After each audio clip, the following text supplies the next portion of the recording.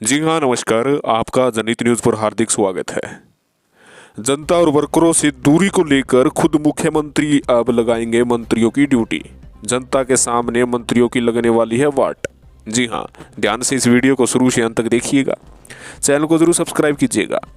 हरियाणा में मंत्रियों की लोगों से दूरी सीएम मनोहर लाल को खटक गई है। उन्होंने मंत्रियों के लिए पब्लिक शेड्यूल बनाने का फैसला किया है। इस शेड्यूल के तहत सभी मंत्रियों को बीजेपी के कार्यालय में रोज 2 घंटे बारी बारी से ड्यूटी देनी होगी।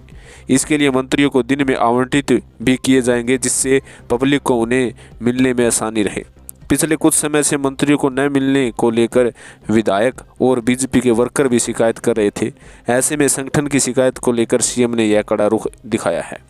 हरियाणा में कुछ मंत्रियों की बेहद खराब परफॉर्मेंस मिली है। कुछ मंत्री राज्य भर में लोगों के बीच पहुंचने की बजाय अपने हलकों तक ही सीमित होकर रह गए हैं।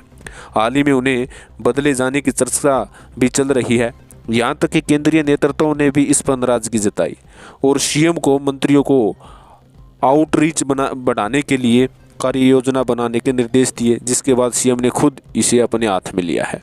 जनता के बीच पहुंचने और अच्छी प्रकार से मंत्रियों की पहुंच बनाने के लिए मुख्यमंत्री पहले ही जनसंवाद कार्यक्रम शुरू कर चुके हैं। वह लगातार इस कार्यक्रम के तहत लोगों की समस्याओं को सुनते हुए उनका निवारण कर रहे हैं। अब सीएम ने मंत्रियों को भी पब्लिक के बीच में जाने की तैयारी शुरू करने के लिए कह दिया है।